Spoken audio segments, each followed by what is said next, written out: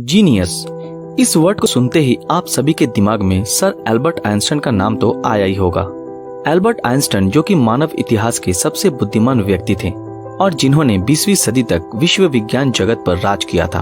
उन्होंने अपनी खोजों के आधार पर अंतरिक्ष, समय और गुरुत्वाकर्षण जैसे कई सिद्धांत दिए, पर हमेशा से वो इतने बुद्धिमान नहीं थे।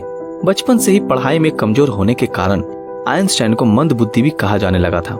है ना ये कितनी हैरान कर देने वाली बात। इसके बावजूद भी उनका दिमाग दूसरों के मुकाबले इतना पावरफुल कैसे था। तो दोस्तों, आज के इस एपिसोड में हम आइंस्टाइन की कुछ ऐसे हैबिट्स को जानेंगे जिन्हें फॉलो करके आप भी अपने दिमाग को औरों से बेहतर बना सकते हो। उनकी आदतों को जानने से पहले आप आइंस्टाइन की स्टोरी के बारे में जान लो कि आखिर वो कैसे इतने महान साइंटिस्ट बने। एल्बर्ट आइंस्टाइन का जन्म 14 मार्च 1879 को जर्मनी के एक यहूदी परिवार में हुआ था।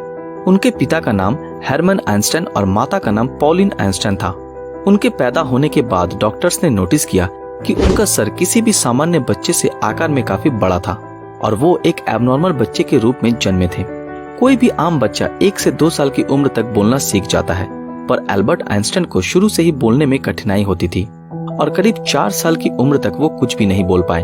मगर फिर एक दिन जब वो अपने परिवार के साथ डिनर कर रहे थे, तब उन्होंने अपनी 4 साल की चुप्पी तोड़ते हुए पहली बार बोला, सूप इज टू हॉट। दोस्तों, एल्बर्ट आइंस्टाइन हमेशा ये कहते थे कि मुझ में कोई खास बात नहीं, मैं तो बस आप सभी की तरह एक आम इंसान हूँ जिसमें जिज्ञासा कूट कूट कर भरी हुई है।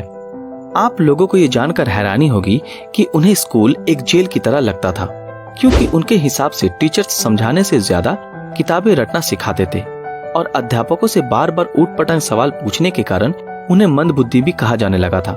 ये बात आइंस्टाइन के दिमाग में घर कर चुकी थी और उन्होंने अपने अध्यापक से पूछा कि वो अपने दिमाग को आखिर किस तरह से विकसित कर सकते हैं। तो उनके सर ने सिर्फ एक लाइन कही थी, अभ्यास ही सफलता का मूल मंत्र है।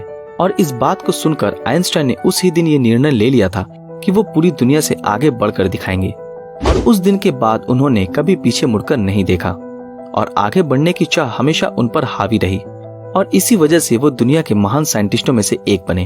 अब हम एल्बर्ट आइंस्टाइन की उन आदतों के बारे में जानेंगे जिन्हें जानकर आप भी अपने ब्रेन पावर को बढ़ा सकते हो। नंबर 1, दोस्तों, आपने ये तो सुना ही होगा कि ज्यादातर सक्सेसफुल लोग 5 से 6 घंटे से ज्यादा नहीं सोते हैं और 20वीं सदी में तो बहुत से ऐसे साइंटिस्ट भी थे जो मुश्किल से दिन में 2 घंटे से ज्यादा नहीं सो पाते थे। पर क्या आपको पता है कि आइंस्टाइन ऐसे बिल्कुल नहीं थे। वो दिन में 10 घंटे सोते और इसके अलावा भी उन्हें सोना इतना पसंद था कि जब उन्हें फ्री टाइम मिलता वो सो जाते थे। उनको ज्यादा सोने के चलते कुछ खास एडवांटेज मिलती थी। पहला तो माइंड को प्रॉपर रेस्ट मिलता था और दूसरा कि वो ज्यादा गहराई से किसी भी चीज के बारे में सोच पाते थे। और उनकी ग्रेटेस्ट डिस्कवरी में से एक, द थ्योरी ऑफ रिलेटिविटी, जिसने पूरी दुनिया को हिला कर रख दिया था, उसका आइडिया भी उन्हें सोते वक्त सपने में आया था। तो आपको भी हमेशा प्रॉपर रेस्ट लेना चाहिए ताकि आपका ब्रेन भी एक्टिव रहे। नंबर 2, उनकी दूसरी आदत ये थी कि वो डेली वॉक पर जाया करते थे। इसके पीछे कारण ये था कि वॉक पर जाने से हमारा ब्रेन फ्री रहता है, जिससे कि नए नए और इनोवेटिव आइडिया भी दिमाग में आते रहते हैं। और मैं आप लोगों को बता दूं कि उन्हें पैदल चलना इतना पसंद था कि वो रोजाना घर से प्रिंसटन यूनिवर्सिटी तक पैदल चलकर जाया करते थे। ये चीज साइंटिफिकली भी प्रूव हो चुकी है कि अगर आप दिन में थोड़े टाइम वॉक पर जाते हो तो आपका ब्रेन ज्यादा एक्टिवली वर्क करता है। नंबर 3, उनकी तीसरी आदत ये थी कि उन्हें हाउस ऑफ कार्ड्स मतलब कि ताश के पत्तों से घर बनाना बहुत अच्छा लगता था। अभी आप सोच रहे होंगे कि इस चीज का ब्रेन के पावर से क्या कनेक्शन है, तो मैं बता दूं कि आप जब इसको बनाने की कोशिश करते हो तो इसमें आपका बहुत सारा कंसंट्रेशन और पेशेंस लगता है और अगर एक भी पत्ता गिर जाए तो आपकी पूरी मेहनत बेकार हो जाती है और आपको दोबारा ताश के पत्तों का घर बनाना पड़ेगा और ये काम करते करते आप बहुत परेशान हो जाओगे। लेकिन दोस्तों, इस काम को करने से आपको ये बेनिफिट होगा कि आपका कंसंट्रेशन पावर और आपका पेशेंस बहुत ज्यादा बढ़ जाएगा। ये एक बहुत ही मजेदार टेक्निक थी जिसे आइंस्टाइन ने यूज किया और अपने दिमाग को औरों से ज्यादा बेहतर बनाया था।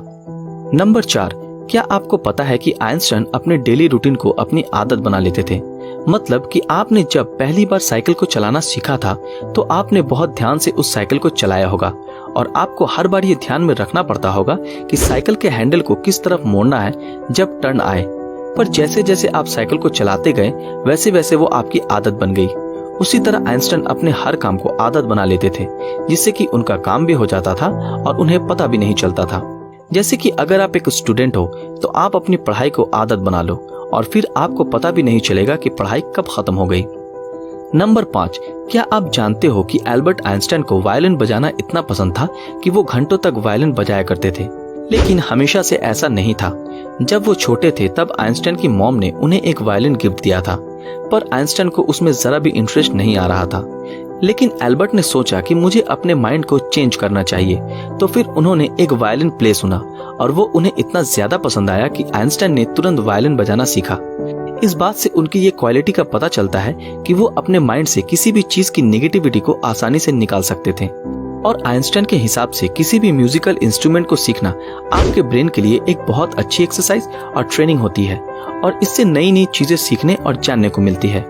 एल्बर्ट आइंस्टाइन ने एक बार ये बोला था कि उनको लाइफ में सबसे ज्यादा खुशी वायलिन को बजाने से मिलती है। तो आपको अपने डेली लाइफ में कोई भी म्यूजिकल इंस्ट्रूमेंट को प्ले करना जरूर सीखना चाहिए, ताकि आपके ब्रेन की लर्निंग कैपेसिटी और पावर बढ़ सके। तो दोस्तों, ये थी एल्बर्ट आइंस्टाइन के कुछ हैबिट्स, जिन्हें फॉलो करके आप दूसरों से ज्यादा स्मार्ट बन सकते हैं और अपनी मेमोरी को और तेज कर सकते हैं। आज एल्बर्ट आइंस्टाइन की मौत को 60 साल पूरे हो चुके हैं, पर अभी तक पूरी दुनिया में कोई भी इनके जितना दिमाग वाला और होशियार पैदा नहीं हुआ है। तो दोस्तों, आपको ये एपिसोड कैसा लगा हमें कमेंट में जरूर बताएं।